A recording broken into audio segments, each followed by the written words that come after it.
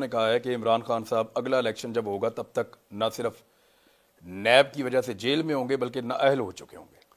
دیکھیں نا، یہ بھی المیہ ہے، یہ قیامت کی نشانی ہے کہ آصف زرداری کہہ رہا ہے کہ نیب کے ذریعے کوئی جیل ہوگا۔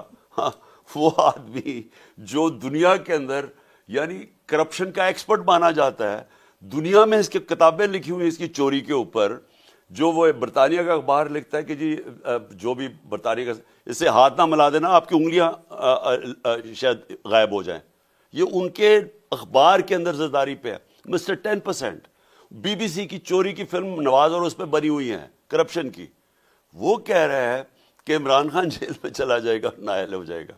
یہ ان کی خواہشیں ہیں نا، کیونکہ اور اس کو زرداری کو پتہ ہے کہ میں انشاءاللہ آپ کو آج رائٹنگ میں دوں گا کہ میں سندھ میں جاؤں گا اور میں اس کو شکست دوں گا انشاءاللہ۔ میں آپ کو چیلنج، سندھ کے لوگوں کو آزاد کرواؤں گا زرداری سے انشاءاللہ۔ اگر دو حصوں میں الیکشن ہوتے ہیں، کے پی میں اور پنجاب میں الگ ہو جاتے ہیں اور پھر سندھ کے الگ ہوتے ہیں، پھر تو آپ سارے سندھ میں گھس جائیں گے۔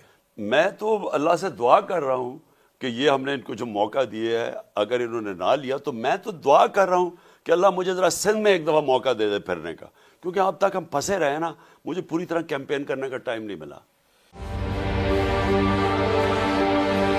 دیکھیں، یہ تو ان کی والدہ سے انشاءاللہ کرائیں گے۔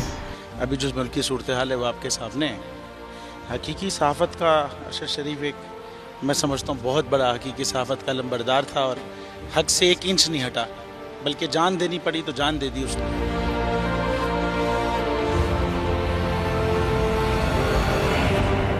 تو یہ یادگار کیا ہمارے دلوں میں رہتا ہے، یہ تو صرف ایک دستک دیتی رہے گی یادگار۔ میں سمجھتا ہوں کہ جو رکے تو کوہ گراں تھے ہم، جو چلے تو جہاں سے گزر گئے، رہے یار ہم نے قدم قدم تجھے یادگار بنا دیا۔ یہ ارشد شریف کے لیے میرے خیال ہے لکھا گیا ہے۔